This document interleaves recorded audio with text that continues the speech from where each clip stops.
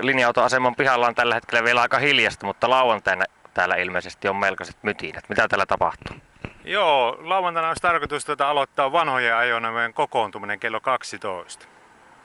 Ja toivon mukaan keli on hyvä ja autoja tulee ja myös moottoripyöriä ja mopoja sinne lauantaina päivällä.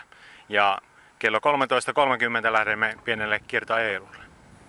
Onko täällä jotain muuta ohjelmaa, bändiä tai muuta semmoista?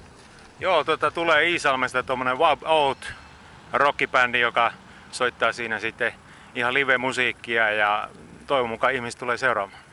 Tässä on aika kiire ollut kyllä, että tiivis semmoinen kuukausi ollut tässä, että on kaikki niin kuin sponsorit kerätty ja palkintoja ja sitten kovasti pantu mainosta tuonne maailmalle menemään, että saadaan mahdollisimman paljon ajoneuvoja tänne ja kaikki sitten niin kuin esiintymislavat ja tämmöiset pitänyt kysyä ja kaikki muut sitten yhteistyökumppanit.